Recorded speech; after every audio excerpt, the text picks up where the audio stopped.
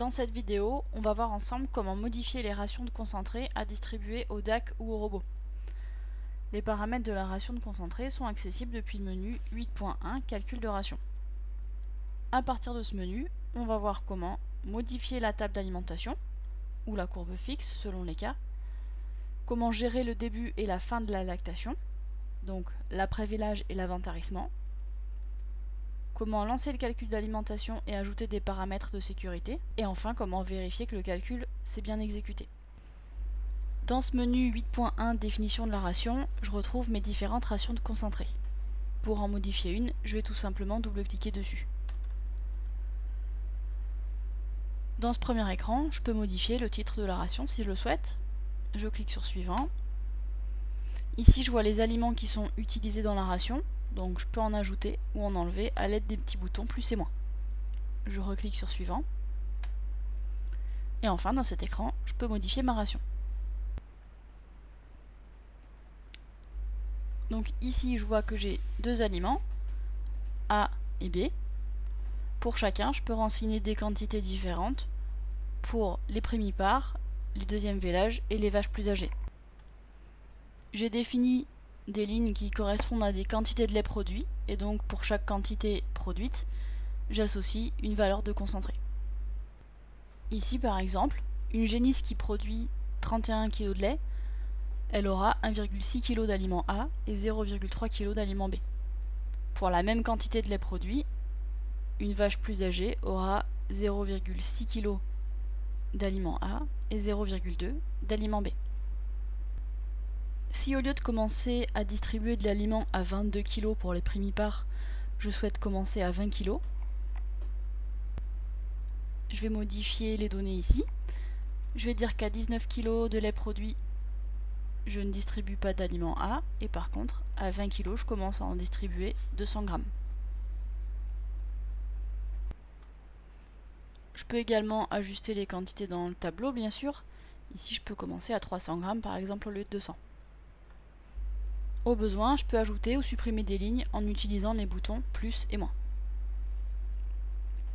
Après avoir fait des modifications sur le tableau, je vais voir ma table en mode graphique.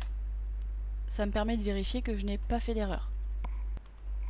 Ici, je vois bien qu'en dessous de 20 kg, je ne distribue pas d'aliments à mes animaux. Et ensuite, j'augmente progressivement la quantité de concentré distribué jusqu'à 43 kg de lait produit. Si j'ai une incertitude sur une partie de la courbe, je peux faire un zoom ici en dessinant un rectangle. Je pars du coin en haut à gauche pour aller en bas à droite. Et comme ça, je zoome sur ma courbe.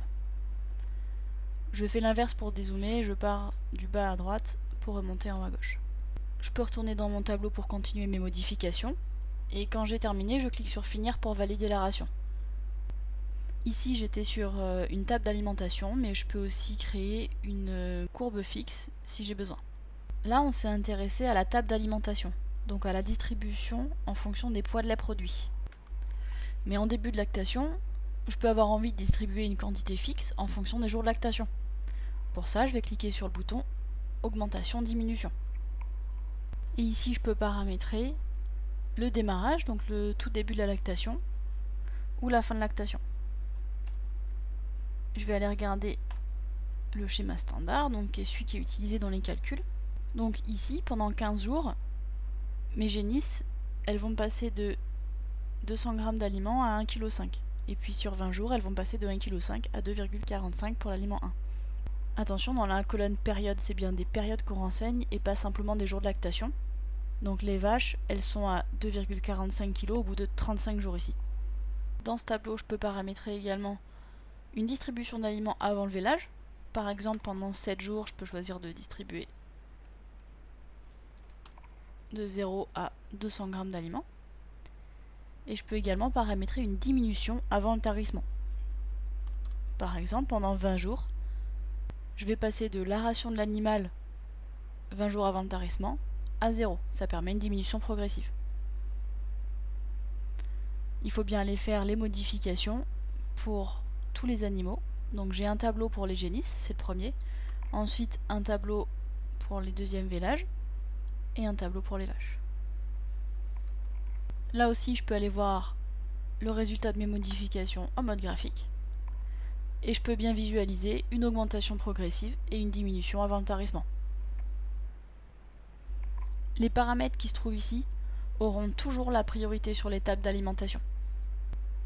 À partir de cet écran, je peux aussi accéder aux paramètres de production laitière. Donc pour retrouver quelle production est utilisée pour le calcul des rations de concentré. Dans ce cas, c'est le contrôle laitier officiel, mais je peux aussi me baser sur la dernière traite connue ou sur la moyenne 7 jours. Dans la partie droite de cet écran de paramétrage, je peux utiliser différents calculs pour me baser pas uniquement sur la production laitière, mais aussi sur les taux de gras et de protéines dans le lait. Dans ce cas, on n'a pas de calcul des TB et TP, ça veut dire qu'on n'utilise que la quantité de lait produite. Je ferme l'écran, je clique sur OK pour retourner aux paramètres de ma ration. Le calcul des quantités d'aliments alloués se fait dans l'écran plan de distribution. Je peux y accéder en cliquant ici. Chaque groupe peut avoir une ration différente. Donc ici j'ai des animaux dans le groupe 1, dans les groupes 7 et 8 également, mais il n'y a que les vaches vélées qui vont avoir de l'aliment. Ces vaches, elles vont avoir la ration de concentré, table aliment hiver. Alors pour lancer le calcul, je vais venir cocher mon groupe ici, et cliquer sur calcul. Dans la partie basse de cette fenêtre, je peux mettre des contraintes d'augmentation ou de diminution par jour. Ça permet d'éviter des variations trop brusques des rations, notamment lorsqu'on va passer d'une ration en fonction des jours de lactation à une ration en fonction des poids de lait. Je clique sur suivant. Dans cet écran, je vois que c'est le schéma standard qui est utilisé, donc celui que j'ai modifié tout à l'heure. Et je clique sur finir pour lancer le calcul. Dans cet écran, je vois toutes les vaches avec leur numéro d'animal, leur jour de lactation, leur état de gestation, la production laitière qui va être utilisée pour le calcul des quantités d'aliments alloués, et j'ai 3 colonnes, conseil, ration précédente, allocation. Dans la partie conseil, c'est ce que ma ration va m'indiquer, donc la table d'alimentation qu'on utilise. Ration précédente, c'est la ration de la vache lors du dernier calcul, et allocation, c'est la ration que la vache va réellement avoir une fois qu'on a appliqué les corrections, comme par exemple les corrections en début de lactation et en fin de lactation. Et dans la colonne remarque, je retrouve les raisons pour lesquelles j'ai une différence entre conseil et allocation. Par exemple, cette vache, la 1407, elle est en phase d'augmentation après vélage. C'est pour ça que l'allocation n'est pas exacte au conseil. On ne va pas se baser sur le poids de lait qui est produit, mais sur ses jours de lactation. Ici, j'ai 2 vaches qui sont en phase de diminution avant tarissement, la 3356 et la 2764.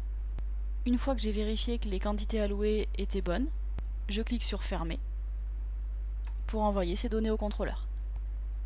Le calcul d'alimentation est généralement lancé tous les jours. Ça va se paramétrer dans l'automate. Je clique sur les boutons automate et paramètres. Et ici, je vois que mon calcul des aliments se fait sur la période A, donc à 9 h du matin, et elle se fait bien tous les jours de la semaine. Voilà, j'ai essayé de vous donner un aperçu de ce qu'il était possible de faire en termes de calcul d'aliments concentrés. Mais il y a encore beaucoup d'autres possibilités dans le programme, comme l'ajout de corrections en fonction de l'état de gestation de la vache ou de son poids. On peut aussi calculer la ration de base dans ce programme. Alors n'hésitez pas à contacter le support pour plus d'informations sur la gestion de l'alimentation dans votre logiciel de gestion de troupeau.